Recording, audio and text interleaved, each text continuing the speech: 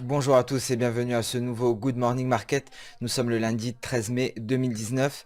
La semaine dernière, donc c'est terminé sur une absence d'accord entre les États-Unis et la Chine et un nouveau tarif douanier qui a été appliqué. Donc tarif douanier qui est passé de 10 à 25% sur 200 milliards de produits chinois. Alors les deux parties se sont accordées à dire qu'effectivement une escalade des tensions commerciales aurait des répercussions sur leurs économies respectives. Donc les deux parties ont clairement tout intérêt à trouver un accord. Et donc négociations reportées à la fin du mois de juin lors du G20 au Japon.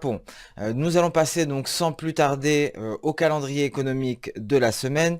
Donc la journée qui sera donc déterminante pour cette semaine de trading et pour la direction des marchés sera ce mercredi. Donc mercredi 15 mai 2019, nous prendrons connaissance du PIB en Allemagne.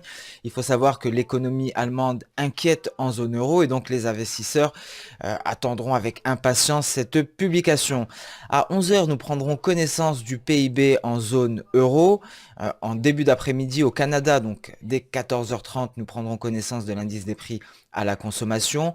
À la même heure aux États-Unis, seront publiées les ventes de détail ainsi que la production industrielle à 15h15.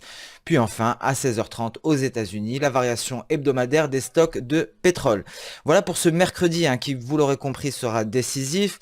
Jeudi, nous prendrons connaissance des variations de l'emploi en Australie à 3h30 du matin. À partir de 14h30 aux États-Unis, nous prendrons connaissance des permis de construire ainsi que des inscriptions hebdomadaires au chômage. Donc voilà pour la revue du calendrier économique de la semaine. Passons sans plus tarder à la plateforme Xstation 5. Donc voici une représentation graphique en données journalières du dollar index qui a confirmé sa sortie de canal ascendant et qui a franchi sa Kijun qui se trouve actuellement sous résistance. Passons sans plus tarder à l'euro-dollar en données journalières qui a franchi son oblique de court terme et qui est actuellement en train de la tester. Donc oblique de court terme, oblique baissière qui est devenue support pour l'euro-dollar. Donc concrètement, l'euro-dollar est actuellement sur support. Ce support représente justement ce palier de Kijun qui correspond au 1,1217. Donc euro-dollar sur support actuellement. Donc bien entendu, cette paire sera fortement dépendante de l'évolution du climat entre la Chine et les États-Unis. Concernant l'AUD-USD, donc configuration intéressante, l'AUD qui est sorti de son range suite à l'application des tarifs douaniers, suite à l'annonce de l'application des tarifs douaniers. Il faut savoir que la paire, la devise AUD est fortement dépendante de l'économie chinoise, c'est d'où cette réaction de la paire AUD-USD. Cette zone qui est une zone de support, si la USD franchit cette zone de support majeur, ce serait un point de non-retour et cela confirmerait notre biais baissier sur la USD et ce qui nous éloignerait d'un scénario d'une fausse sortie par le bas de son range, car il faut savoir que la USD a effectué à maintes reprises des fausses sorties de son canal, ici notamment, mais également à ce niveau-là.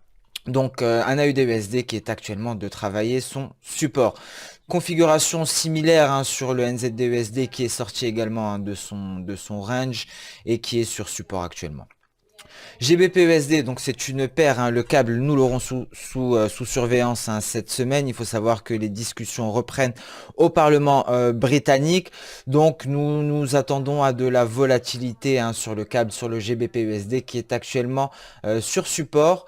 Donc paire de devises que nous surveillerons et que nous analyserons tout le long de cette semaine. L'USDN à présent qui offre une configuration plutôt intéressante. Nous commencerons par une représentation graphique en données hebdomadaires. Un USDN qui est actuellement sur support sur son plat de nuage. Nous allons examiner cela en données journalières.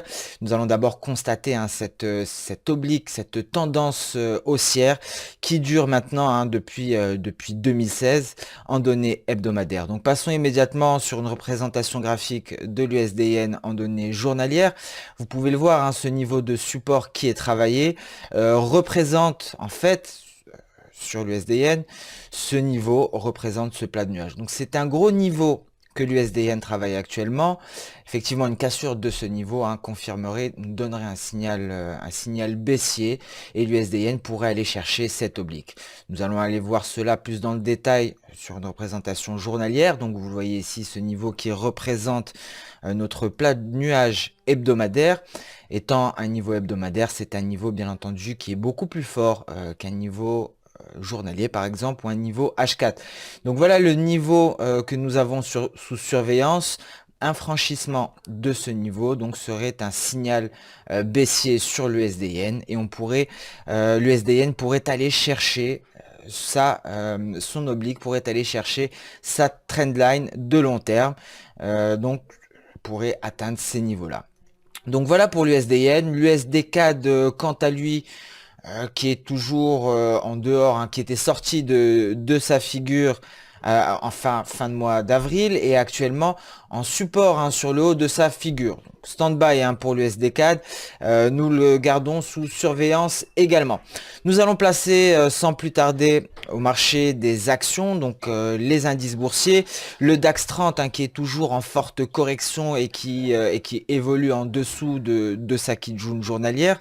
Nous allons voir une représentation 4 heures de l'indice DAX. Donc en 4 heures, celui-ci évolue en dessous de sa Kijun, mais également de sa Tenkan. Le DAX qui est actuellement en train de travailler une zone importante de support, qui est la zone des 11 967. Donc effectivement, un franchissement de cette zone confirmerait l'accélération baissière sur le DAX. Mais il faut savoir que donc ce qui influe énormément sur le marché action, c'est justement cette tension commerciale entre la Chine et les États-Unis. Donc seul un accord entre ces deux superpuissances pourrait donc permettre un rebond des indices boursiers. Configuration similaire concernant le CAC 40 qui est en dessous de sa Kijun et de sa Tenkan. Celui-ci évolue actuellement à l'intérieur de son nuage journalier. Donc voilà pour les indices boursiers. À noter également pour le DAX, les investisseurs sont dans l'attente de la publication de ce mercredi du PIB allemand. Donc ce PIB allemand qui devrait normalement influer énormément sur les cours de l'indice DAX. Voilà pour le marché action. Passons rapidement sur le marché des matières premières. Vous avez un pétrole WTI qui est toujours dans une phase d'attente, une phase d'accumulation qui évolue en dessous du niveau de sa Kijun des 63,28 $. Concernant le café qui a réussi à s'affranchir de sa zone qui représente ses plus bas, des plus bas annuels, mais des plus bas également qui n'ont pas été atteints depuis 2005. Le café qui aujourd'hui est baissier, qui n'est pas parvenu à franchir sa Tenkan pour venir tester son oblique de long terme. Merci d'avoir suivi ce Good Morning Market. On se retrouve demain à la même heure pour un nouveau point marché. Nous vous souhaitons une très bonne séance de trading et une excellente journée. N'hésitez pas à partager, liker ou encore à commenter cette vidéo.